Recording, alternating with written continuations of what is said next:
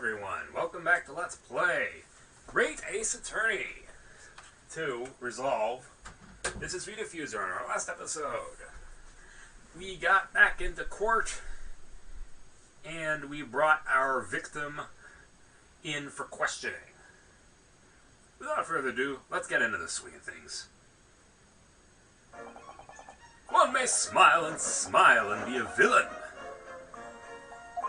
Yes, it doth pain me, but let the truth be spoken, the truth of that wintry night of my discontent. Ay.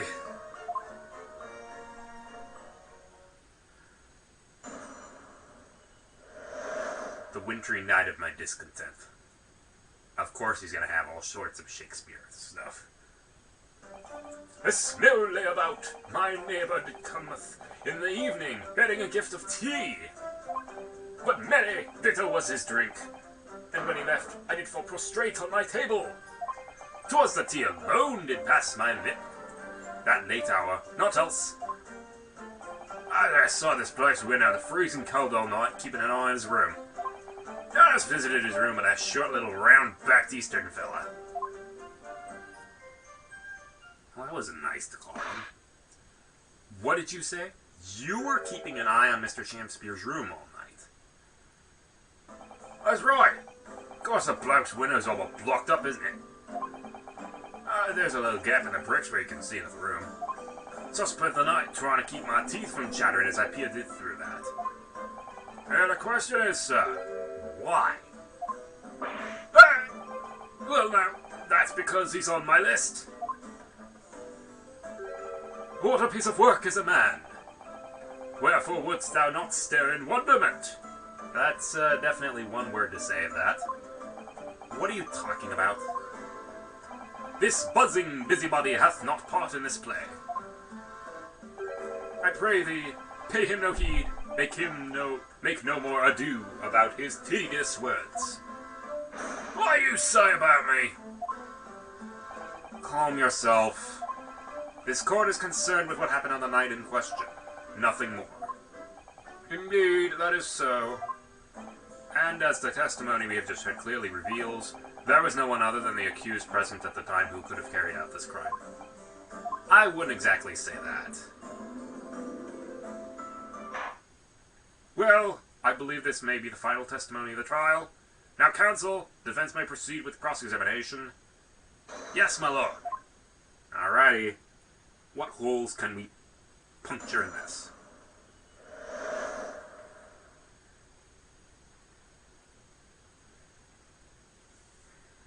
Alright, wintry night.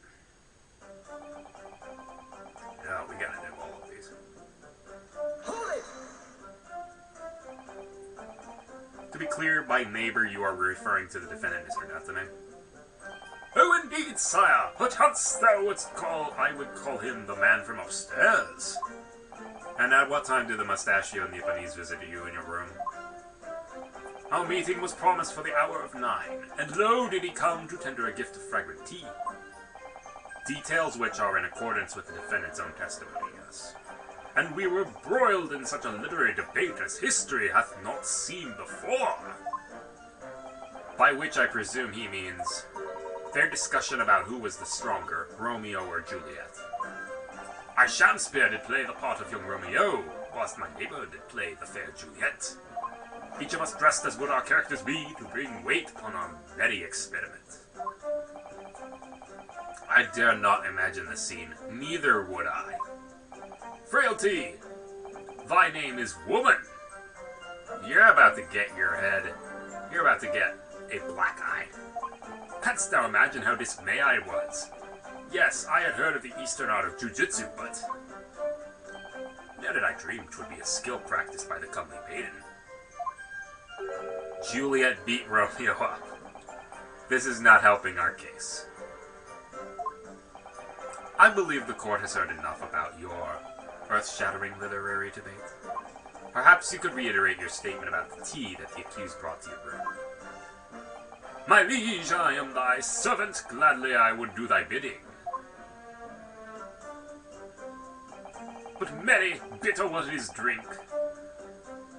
When he left, I did fall prostrate on my table. Hold it!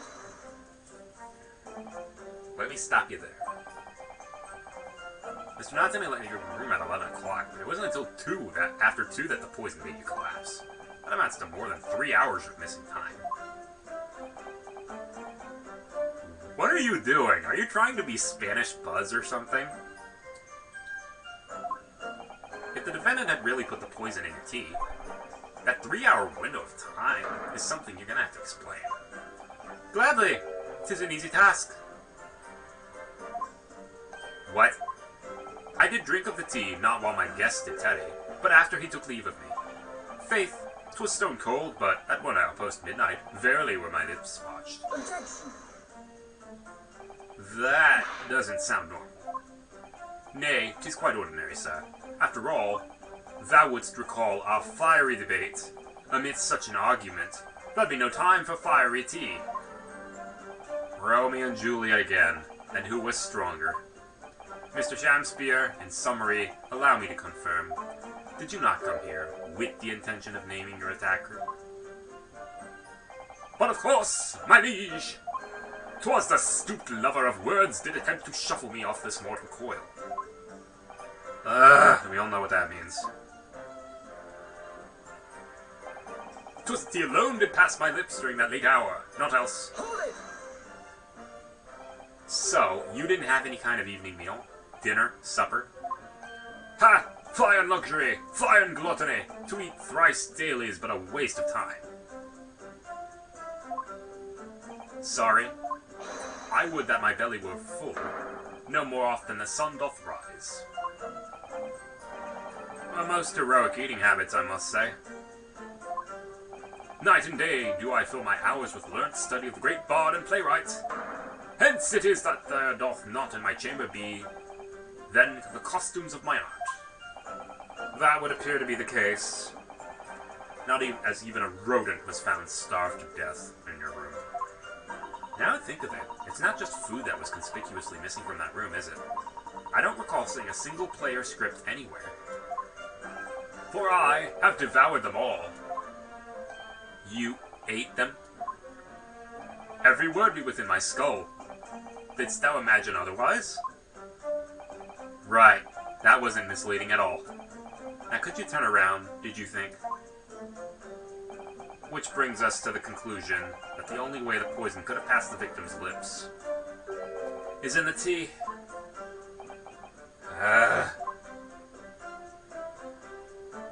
I was outside his clerk's window in the freezing cold all night, keeping an eye on his room.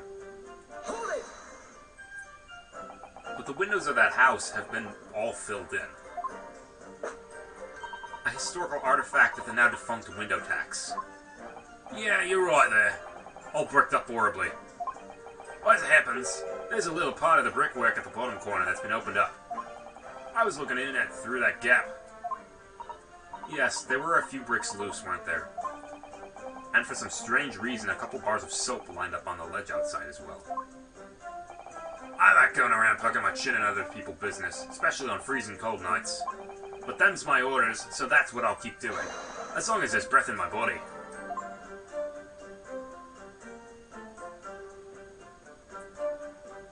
And what's with all the theatricals today? Out of interest, Mr. Biederman, after the accused had left and returned to his own lodgings, did you see the victim leave the room at all? No, he never left. He was in that room the whole time as far as I'm concerned. And we can therefore discount the possibility of suicide. How can you be so sure of that? The police carried out a thorough investigation of the scene and found no receptacle for the poison. Dude, and since we know the victim didn't leave his room, and hence didn't dispose of the poison's container himself.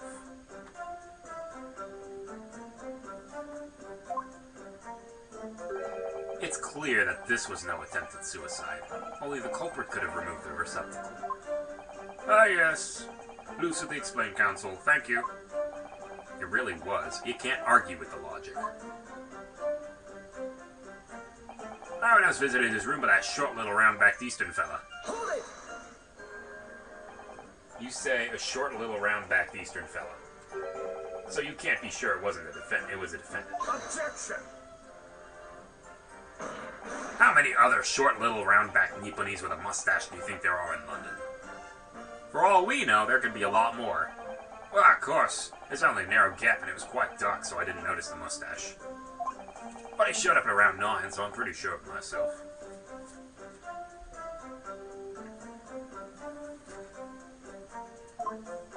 And when the person you saw arrived, did he and Mr. Shamspeare drink tea together? Nah, sorry, I couldn't say. Why not? Because I couldn't see into the room all that well, could I? But what I did see was the silhouette of that little roundback fellow wearing a pretty dress. Then the pair of them started some kind of wrestling match. I tell you, I didn't know what to make of it. I suppose that was the Romeo and Juliet championship battle getting underway. Oh God, why don't we have more of those? Mr. Meterman, allow me to confirm one final time. Apart from the accused, can you state with certainty that no one else visited the victim on the night in question? No question. Guessman's honor.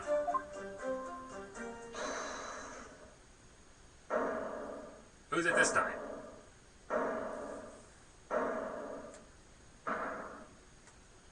My lord!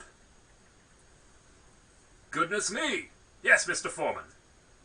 I kept my mouth shut and listened up to now. Well, this has gone on long enough. Are you all with me? Yes! Oh boy, that's not good.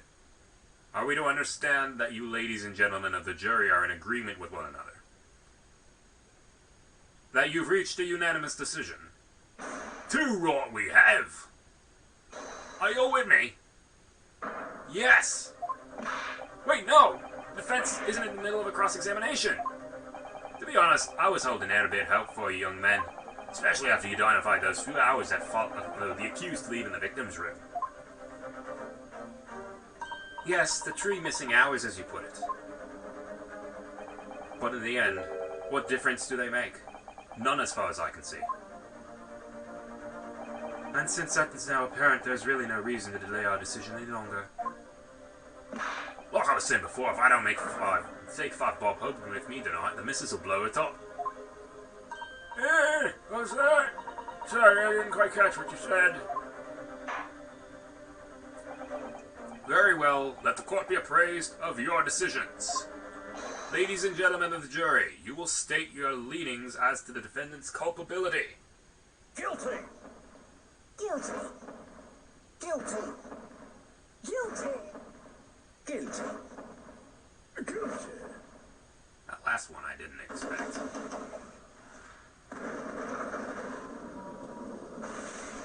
Oh boy, here we go. All of you? Well, it would appear that the jury is indeed unanimous. I think the defense needs a drink more than you. So, this time at least, it seems justice will be done. All's well that ends well, as they say. This calls for a toast, I feel. To the guilty being punished. Ow!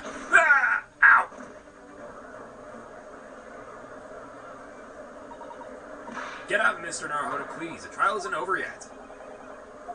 We've still got our...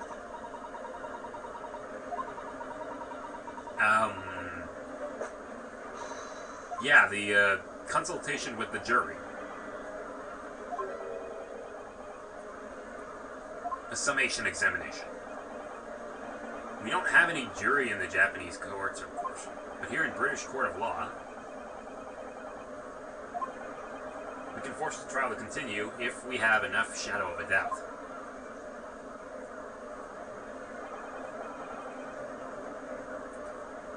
Alrighty, time to get this going.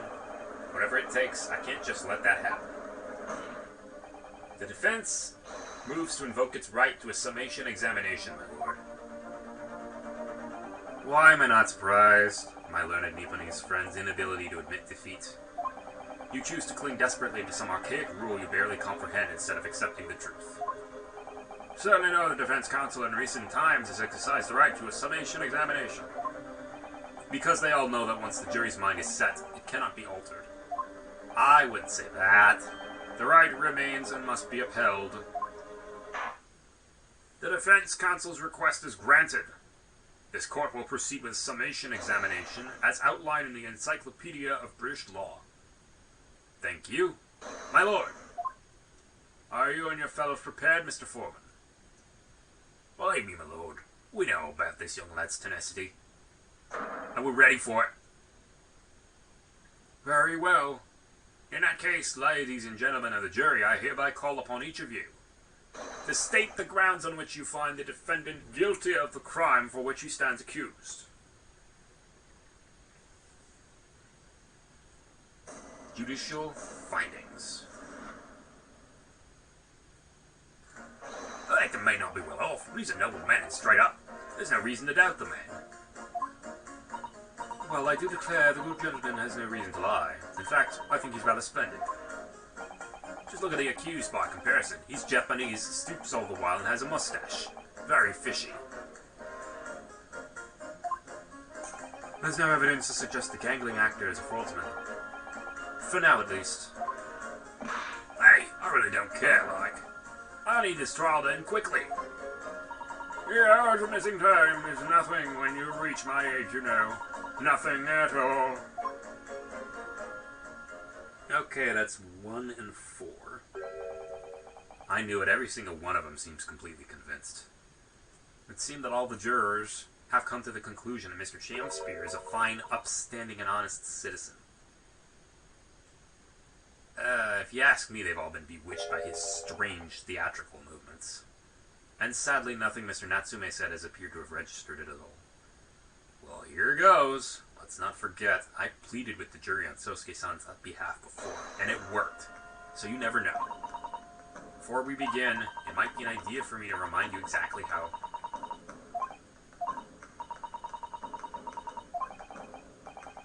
Alrighty.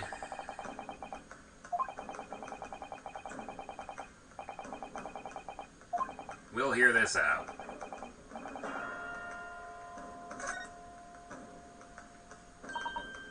So, if you remember, the key to changing the jurors' minds is the things that they say themselves.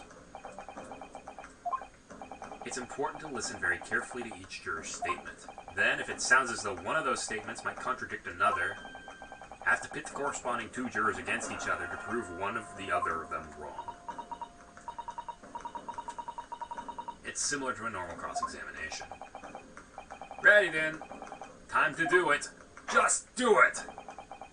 Without further ado, please, counsel, proceed with the usual summation examination.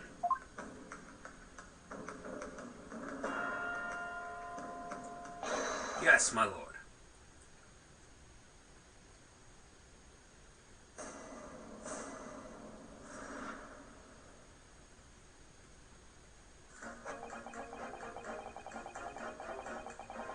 Alright.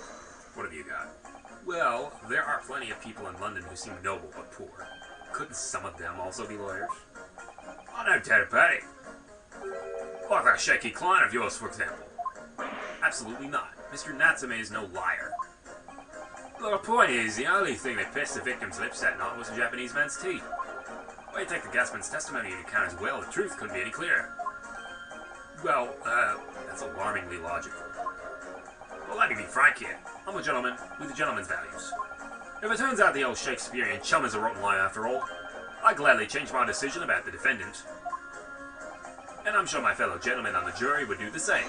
Ain't that right? Well, yes, perhaps. Though I don't see it happening. That's right. Elderly gent on the end here, you know. You'll have to speak up. You look like Bro Ives. I don't care about all this nonsense. I need this trial to be over. How many gentlemen do we actually have on the jury, then? Alright, sir. I may hold you to that. Don't forget what you said.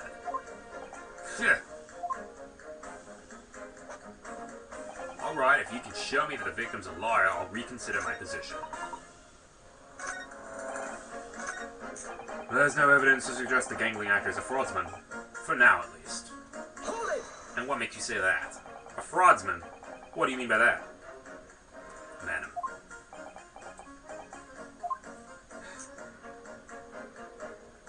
It really is the most tiresome problem for the company, most irritating. We can be absolutely certain that a customer is stealing from us, but without hard evidence. We can't even threaten to take action for fear of being sued. I'm sorry, you've lost me a little there. Who are you? I'm the wife of Augustus Altamont, owner of the Altamont Gas Company. Oh boy! They brought out the big guns here. Good gracious! Altamont Gas, you say? Gas is the future of energy in this country and around the globe, but proper handling is essential. As I'm sure our employee from the East End branch office would be the first to agree. Absolutely, Lady Quimby. Gotta be used properly. Altamont Gas is the best in the world, of course. Boy, his boss is on the jury stand. I think we may have solved the mystery of the bow from earlier, Mr. Naruto. Right, he bowed in deference to his employer's wife, did he? Ah, so, would I be right in assuming that the reason Mr. Meterin was watching what Mr. Shamspeare was up to in his room... I'm afraid that there's no end to the lengths the population of the East End will go in order to steal our gas. So I really have no choice when the company identifies somebody as a possible fraudsman, but to dispatch a worker to watch the suspect day and night. We're very thorough in our investigations. So you mean Mr. Shamspeare is... I wouldn't come out and say it in public, but you can finish that sentence with a grubby little gas thief. You've noticed the public gallery in here, have you? The eye of man hath not heard, the ear of man hath not seen. Faith, wouldst thou wound me with thy words, were I to let them penetrate the skin. But seraphs hear not insults, only choirs of angels in song. We may not have evidence yet, but my workers won't stop buzzing around you until they find it. And when they do, you'll find yourself blasted back to your angelic heights in the Altamont gas explosion. And Mr. Shamspeare's been stealing gas. I wonder, juror number 4, if you wouldn't mind adding that information to your statement. My pleasure. Was it the bit about ripping the thief apart you enjoyed? A little before the part about abject violence, if it's not too much trouble. Yes, of course. This could be it. This could shift the balance. The victim puts on a fine performance, but in reality, he's a common thief of my company's gas. Alrighty, we have our jurors that we can pit against each other.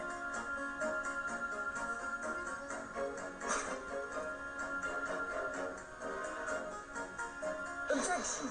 There we go. 4 and 1. Good gracious! To whose statements do you refer, counsel? Juror number 1. Aye. What are you yelling about, lad? I presume you've heard juror number 4's statement made by the wife of the owner of the Altamont Gas. Well, yes. The victim, who you claim to be a noble, straight-up man, in fact, turns out to be a common thief. Well, that good lady says, but there's no evidence, is there? You not both heard him say as much. It's true, we don't have evidence as such, just yet. But the claims aren't baseless, you know. What? You heard me, seeing as this operation has already been compromised. I would suggest that the court hears testimony from our East End branch office employee over there. I'll do whatever you say, my lady. Guessman's honor. Ooh, boy, someone is freaking cooked. Juror number 1, you say you're a man of your word. If I could show that Mr. Shamspeare was a liar, you assured me that you would reconsider your decision about the defendant's guilt. Yeah, I did say that. And as a man of honor, I'll hold to it. I'm sure the other gentlemen of the jury will. Me? Well, yes. Now that we found out the man's a liar, perhaps we ought to consider the matter further. I'm perfectly honest. I haven't heard half of what you all been saying. So if this means you'll recap a few points, that would suit me down to the ground. Oh no, I'm not having any part of this. I want this trial over and done with. In that case, I shall change my leaning. So, Mr. William Shamspeare, if that is your real name, we of the jury demand to know exactly what kind of a man you really are.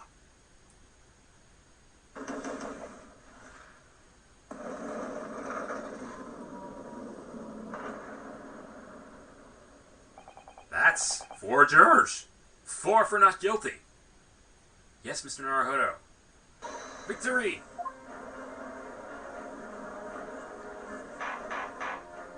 Order! Order! Well, this was quite extraordinary, I must say. As a result of the defense's summation examination, the jury's leaning has changed. Now only 2 jurors say guilty, whilst 4 say not guilty. I therefore declare this court to be in a state of disaccord, and order the trial to continue.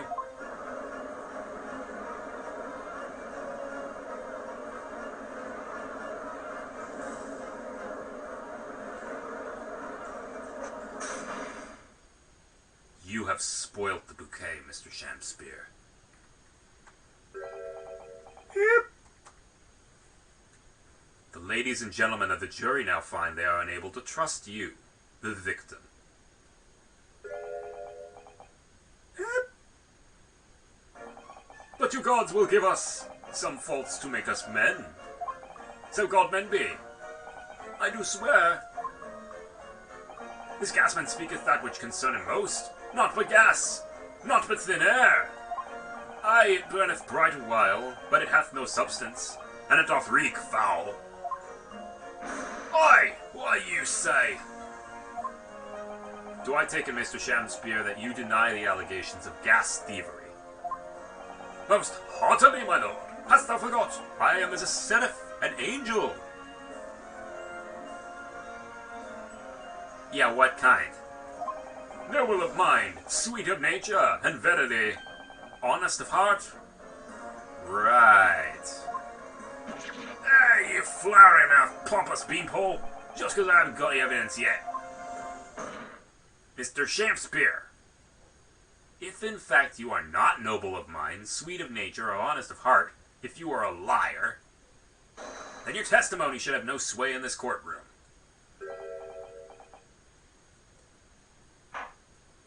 It is my considered opinion that at the present time no possible culprit of this crime has been identified. All testimony heard by the court thus far heavily implicates the defendant. In short, it would not be unreasonable at this stage for me to rule on the case. Oh no. However, in light of the fact that the jury has expressed concern about the fidelity of this witness, I believe it would be inappropriate for this court not to pursue the point further. Objection! I assure you, my lord, that would be a waste of the court's time. The gas and this case are unrelated.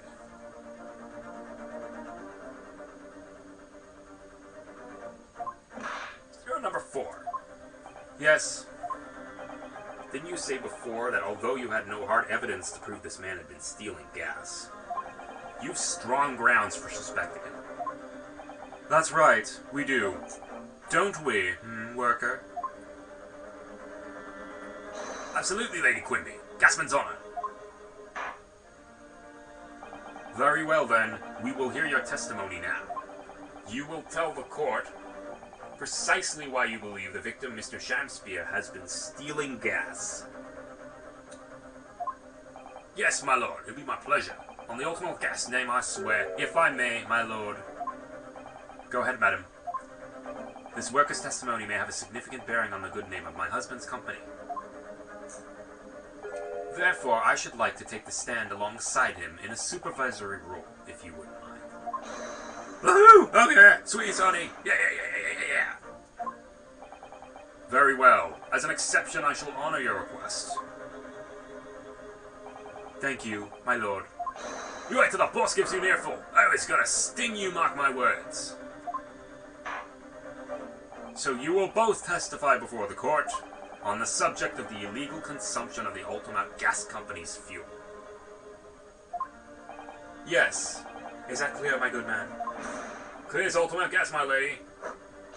Which is the clearest in the world. And we will do that next episode.